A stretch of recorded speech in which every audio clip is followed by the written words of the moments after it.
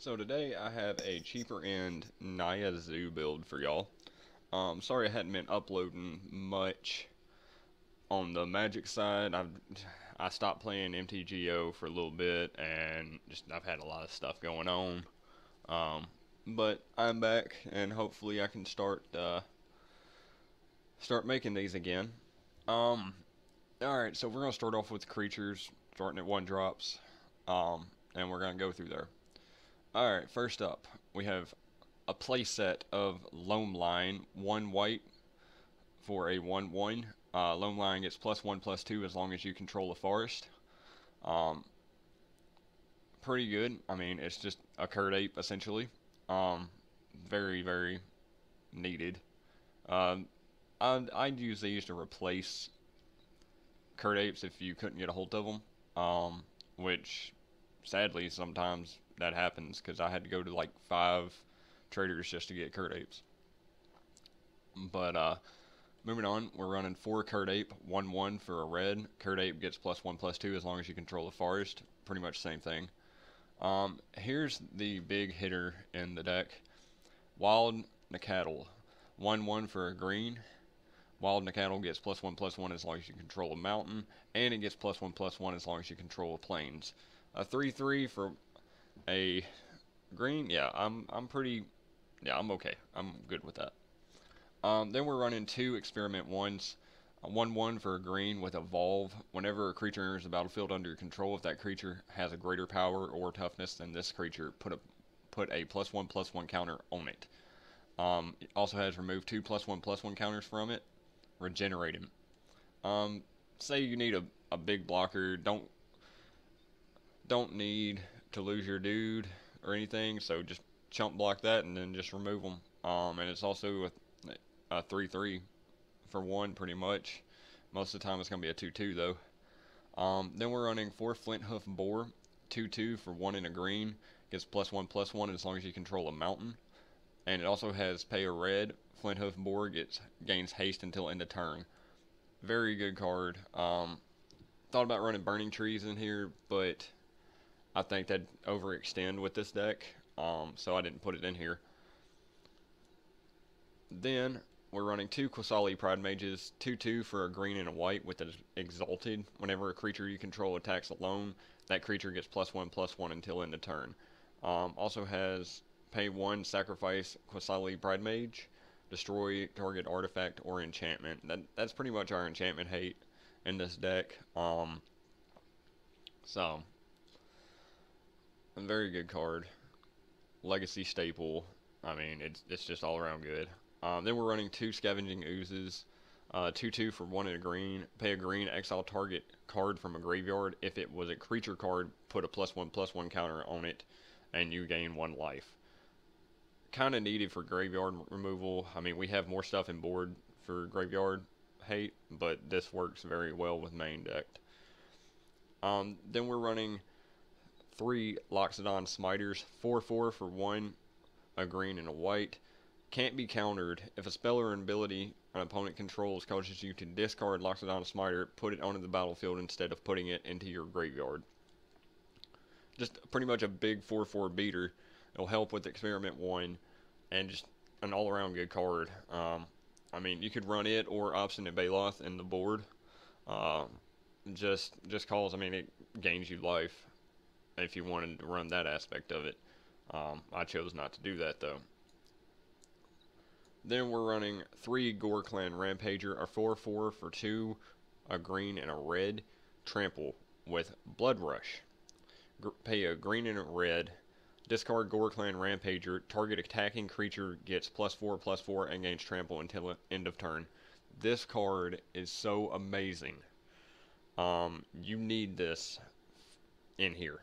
Like, I've thought about putting it to a 4 of, but I don't know. I mean, 3 seems to be the perfect number for me, so you could play around with that. And that's all our creatures. Now we're going to get on to the instants and sorceries. We're running 4 Lightning Bolt. Pay a red instant. Lightning Bolt deals 3 damage to target creature or player. Just pretty much a staple. Some people have called it the Power 10, just because it is powerful. But I mean, there's plenty of cards out there that would work other than lightning bolt. But if you don't have lightning bolt, you don't even need to be playing the game. Um, Running two Boros charms, uh, red and a white, instant. Choose one. Boros charm deals 4 damage to target player. Permanents you control gain indestructible until end of turn, or target creature gains double strike until end of turn. Very situational card. I mean, I've burned people out with this. I've They've gone to Wrath my board, and I just give them indestructible and all this other stuff. I mean, it's very versatile. We're also running 4 Paths to Exiles, a white instant. Exile target creature. Its controller may search his or her library for a basic land card, put that card onto the battlefield tapped, then shuffle his or her library. Very good card. Modern staple. Some decks even run it in Legacy. I've seen it in Legacy as a 1 or a 2 of sometimes in Death and Taxes, just because not many people run basics. So I think it'd be really good to get that. And then last but not least, we are running 2 Lightning Helix. A red and a white Lightning Helix deals 3 damage to target creature or player, and you gain 3 life. Very good card. Generally, you're going to want to hit the player with it, but I mean, again, situational. Just because you need that life gain. Alright, now moving on to the lands. We're running 20 lands. We're running a playset of Wooded Foothills. Tap, pay 1 life, sacrifice Wooded Foothills, search your library for a mountain or forest card, put it on the battlefield, then shuffle your library. Pretty much just, we're running sack lands. We're running 10 sack lands, and just pretty much you need these. We're also running 4 Windswept Heath, same thing, except you get a forest or plains card. And then we're running 2 Bloodstained Mires. Same thing, except swamp or mountain. So those are all our fetches right there that we're using. We're running 4 basics. We're running 1 mountain, 1 forest, or not forest, 1 plains, and 2 forests.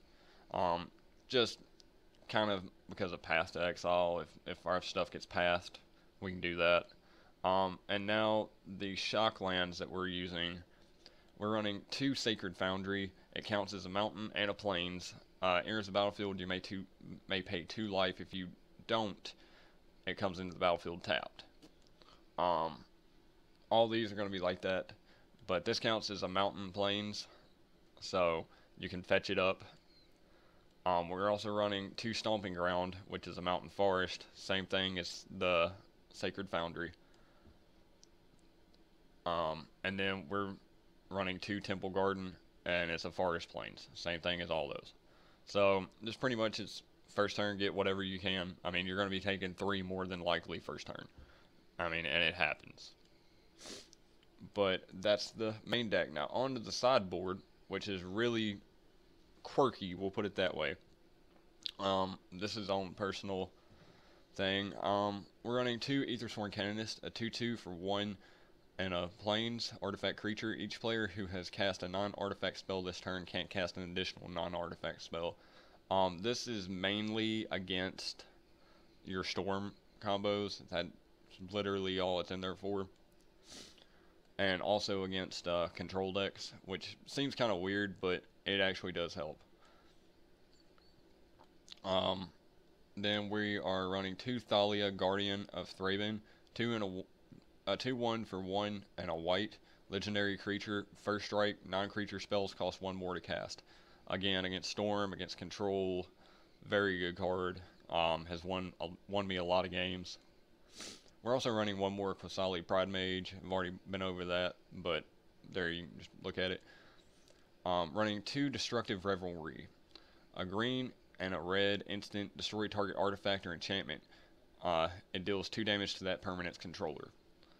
So pretty much just get rid of enchantments. There's been a Boros enchantment deck running around lately, and that's why this is in here. Also running 2 Pyroclasm, 1 in a red. Pyroclasm deals 2 damage to each creature. We have such big creatures in here that it's not going to really hurt us that much. So if we got to clear a board, say they're playing tokens or whatever, that's why it's in here. We're also running one Combust, one in a red, can't be countered. Deals 5 damage to target white or blue creature. That damage can't be prevented. Um, it's in there mainly against like Baneslayer Angels, um, like Restoration Angels, anything that's kind of a threat. And it also is in there against Twin, just so we can actually win with it. So we're also running 2 Dragon's Claw, 2 colorless artifact. Whenever a player casts a red spell, you may gain 1 life. That's in there just because red deck is a big deck on Magic Online, and you pretty much almost auto lose against it if they know what they're doing.